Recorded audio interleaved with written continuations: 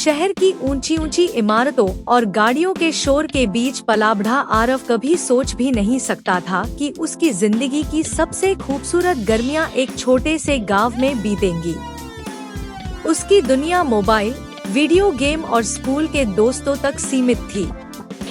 उसे लगता था कि बिना इंटरनेट के जीवन अधूरा है। इस बार मम्मी पापा ने तय किया कि आरव छुट्टियां दादी के घर बिताएगा।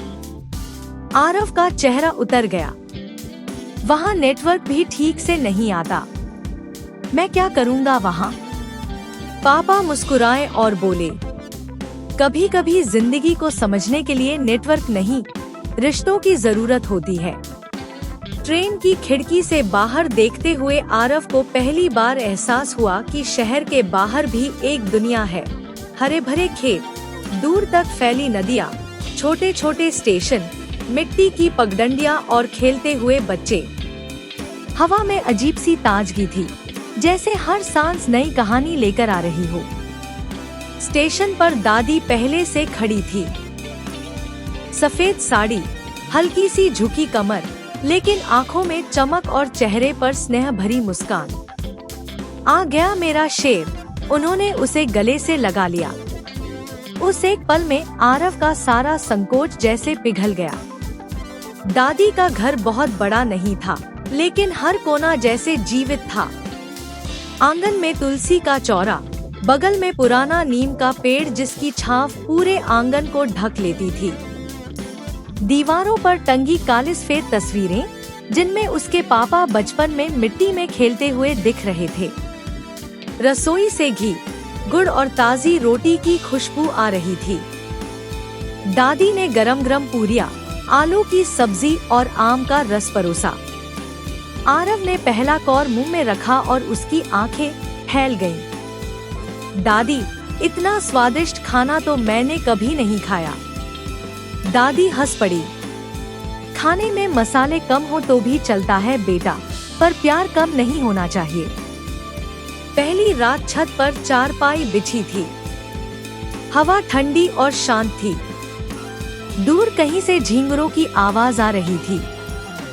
आसमान में इतने तारे थे कि गिनना मुश्किल था। दादी, शहर में इतने तारे क्यों नहीं दिखते? दादी ने आसमान की ओर देखते हुए कहा, जब रोशनी ज्यादा हो जाती है तो तारे छिप जाते हैं। जिंदगी में भी जब दिखावा ज्यादा हो तो सच्ची खुशी दिखाई नहीं देती। फिर दादी ने अपने बचपन की बातें सुनानी शुरू की। कैसे वे बारिश में भीगकर कागज की नाव चलाती थी, कैसे मेले में पहली बार झूले पर बैठते समय डर गई थी, और कैसे दादाजी ने उन्हें पढ़ना सिखाया था। आरव मंत्रमुग्ध होकर सुनता रहा। उसे लगा जैसे हर कहानी के साथ दादी का घर थोड़ा और चमक उठता है। धीरे धीरे उसके दिन बदलने लगे। वह सुबह सूरज की पहली किरण के साथ उठने लगा। दादी के साथ मंदिर जाता, रास्ते में गांव के लोग मुस्कुराकर नमस्ते करते। उसे अच्छा लगता कि यहाँ हर कोई एक दूसरे को जानता है। एक दिन दादी उसे खेतों में ले गई। सरसों के पीले फूल हवा में झूम रहे थे। दूर तक फैला नीला आसमान, मिट्टी की सोंधी खुशबू और पक्षियों की चहचहाहट, सब कुछ किसी चित्र जैसा सुंदर था। आरव ने जूते उतार दिए और नंगे पैर मिट्टी पर चलने लगा। उसे लगा जैसे धरती की ठंडक सीधे उसके दिल तक पहुंच रही हो।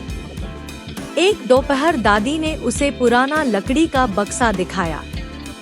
उसमें पीली पड़ चुकी चिट्ठियाँ, पुराने सिक्के, दादाजी का चश्मा और एक छोटी सी घड़ी रखी थी।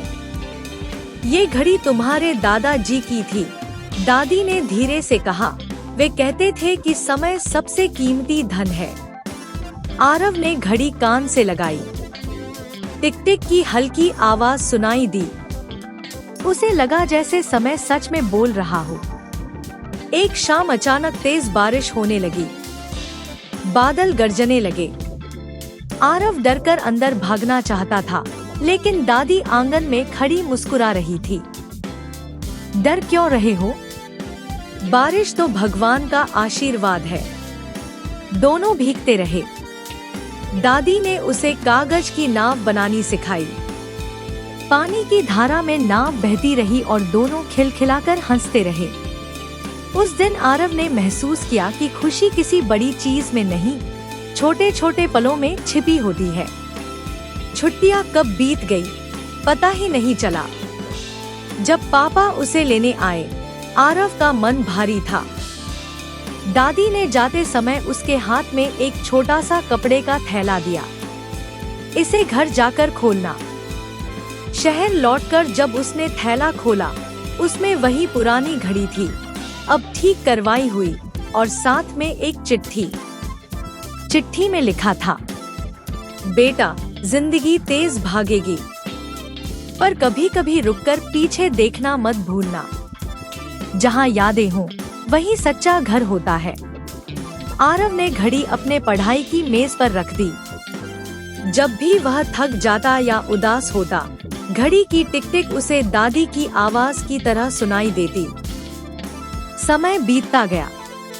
आरव बड़ा हुआ, कॉलेज गया, नौकरी करने लगा। शहर की व्यस्तता बढ़ती गई, लेकिन उसके दिल में गांव का आंगन हमेशा हरा भरा रहा।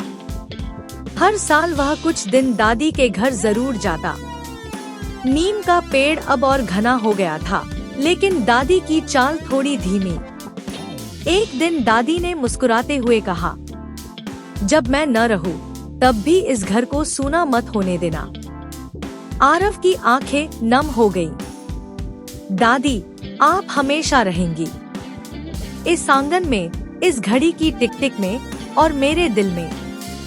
उसने मन ही मन तय किया कि वह इस घर को संभालेगा, इसकी दीवारों में गूंजती कहानियों को जिंदा रखेगा, क्योंकि अब वह समझ चुका था, दादी का घर सिर्फ एक जगह नहीं, वह एक एहसास है, जहां समय धीमा पड़ जाता है और प्यार हमेशा के लिए ठहर जाता है।